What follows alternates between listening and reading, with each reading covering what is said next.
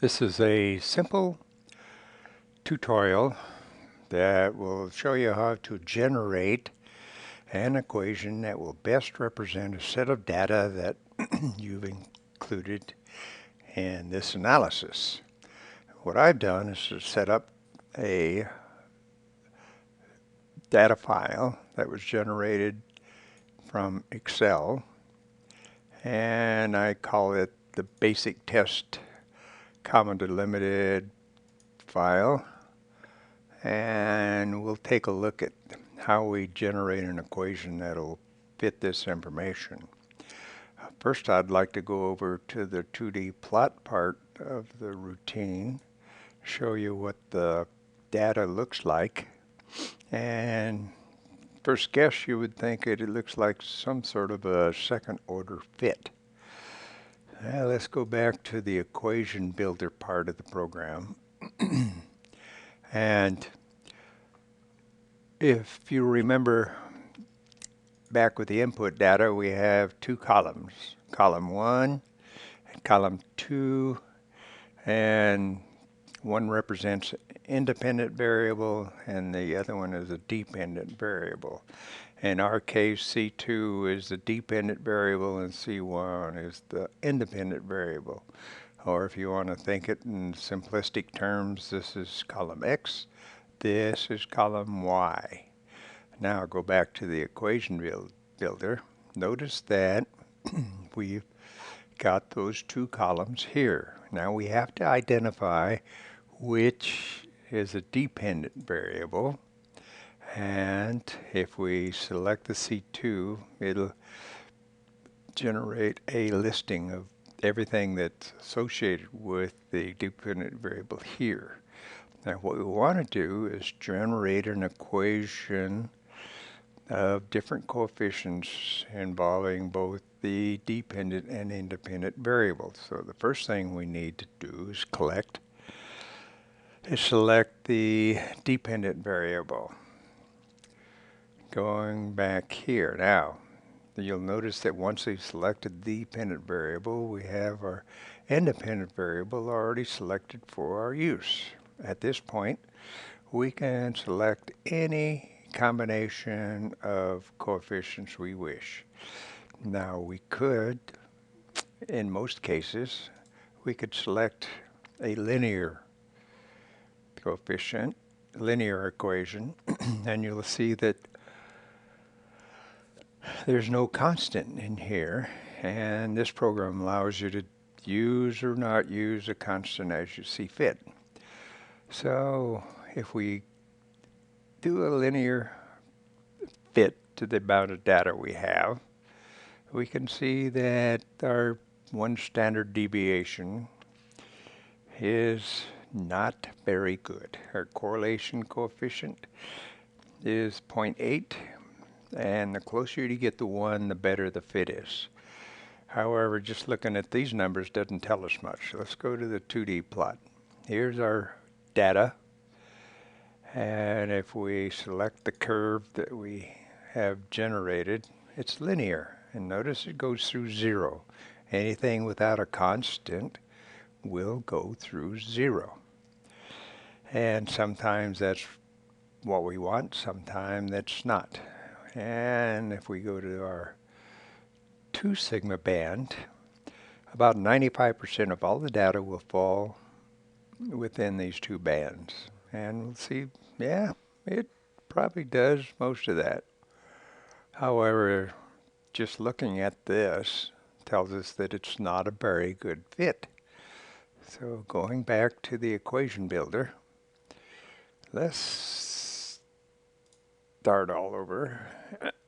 Go back up, collect our dependent variable, and since we first estimated that we have a 2D plot, let's try 2Ds, only a slightly different way of doing it. We can select 2 here, our independent variable here, and click on polynomial. It generates an equation right away, so we don't have to punch in these numbers. And we go to the coefficient.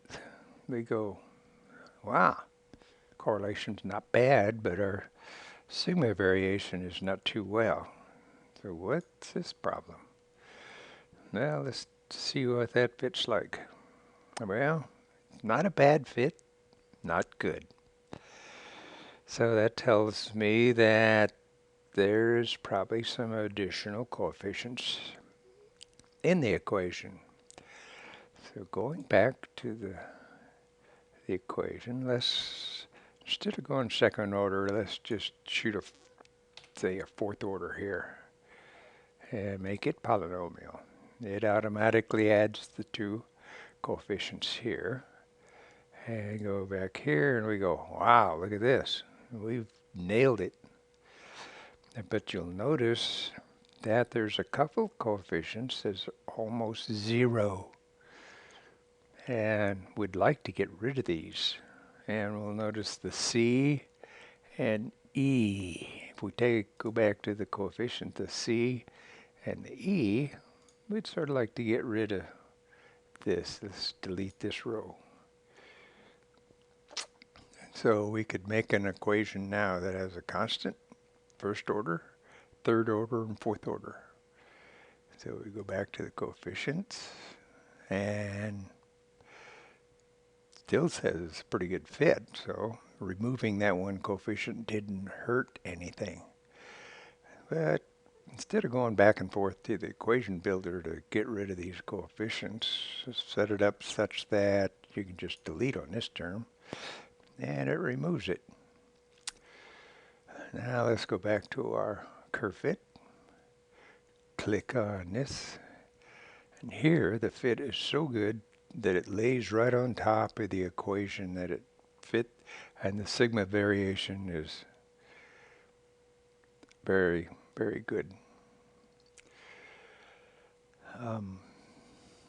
I think that covers probably the first round we need to take a look at, except I would like to point out that if we wanted to look at, say, a couple points in close view, we can just draw a block around it and it zooms in. And we can also hold down the right mouse button and scroll around looking at the program or the data. And I clicked on this button to bring it back to its normal views. We can also see what the program does by if we zoom out just a little ways, and you'll notice that in the area of the fit it's a pretty good equation, but then as we drop outside of its band it separates out.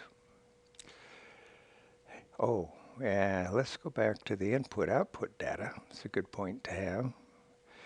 Here, here's our original data, C1, C2, and our dependent value is shown here. And our curve now calculates our information based on our input data and gives us our difference between the calculated and the true value. And as you would expect, the difference is negligible. However, in some circumstances, you're going to have some data points that are probably not representative of the data set. And these will fall outside of a 2 sigma band or 95% of the area. And so you may want to remove these from consideration. And in here, we've got a few that are thrown out, so we can select to throw them out. And that disappears. We can go back to our 2D fit, and you can see we're through the data point that was here out and the remaining ones. That should cover the tutorial first bit of the basic information. We'll get into the other options of the program in subsequent tutorials. Thank you.